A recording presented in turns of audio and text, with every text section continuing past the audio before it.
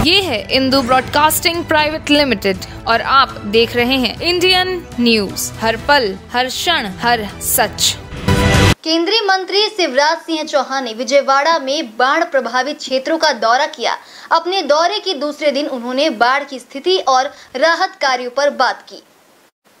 केंद्रीय मंत्री शिवराज सिंह चौहान ने विजयवाड़ा में बाढ़ प्रभावित क्षेत्रों का दौरा किया और लोगों को आश्वस्त किया कि इस कठिनाई को दूर किया जाएगा। चौहान ने कहा कि पिछली सरकार ने किसानों के लिए केंद्र की योजनाओं को लागू नहीं किया, लेकिन उनकी सरकार इस दिशा में काम करेगी। उन्होंने राहत और पुनर्वास कार्यों के लिए जल्द कार्रवाई की बात की है।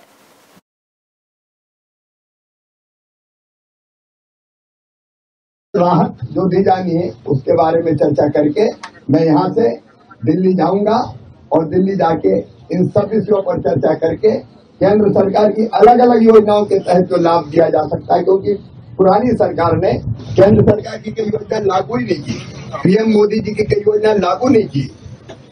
उन योजनाओं को भी हम ढंग से लागू करने का प्रयास करें। నేను వెళ్ళిన తర్వాత ఏవైతే విషయాలు ఇక్కడ అన్ని కూడా క్రోడీకరించడం జరిగిందో నేను ఢిల్లీలో ఉన్నటువంటి ప్రధానమంత్రి గారికి సవివరంగా వారందరికీ కూడా నేను తెలియజేస్తాను. అయితే ఇప్పుడు మన ముందు ఉన్నటువంటి విషయాలకు వచ్చేటప్పటికి ఏదైతే రైతు నష్టపోయాడు, మళ్ళీ ఈ నీరంతా తగ్గి వెళ్లిపోయిన తర్వాత మళ్ళీ రైతుకి కావాల్సినటువంటి ఇన్పుట్ కావాల్సినటువంటి వ్యవస్థ, అంటే అది గింజలు కావచ్చు, అదే విధంగా వారికి కావాల్సినటువంటి అన్ని విధాలైనటువంటి సౌకర్యాలు, ఫర్టిలైజర్స్ కావచ్చు, ఇవన్నీ కూడా ఏ విధంగా రైతులకి అందించాలి అనే విత్తనాలు, ఫర్టిలైజర్స్, ఇటువంటి విషయాల మీద ఖచ్చితంగా మేమందరం కూడా దృష్టి పెడతాం. అదే విధంగా ఇప్పటికే లోన్ తీసుకున్నటువంటి రైతులు కూడా ఉన్నారు. ఆ విషయం కూడా నేను ప్రధానమంత్రి గారి దృష్టికి నేను ఖచ్చితంగా తీసుకుని వెళ్తాను.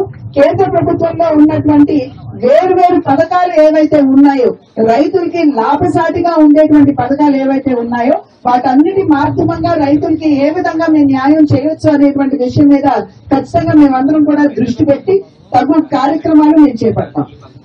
हमारे प्रधानमंत्री जी बहुत संवेदनशील है और यहाँ के सीएम।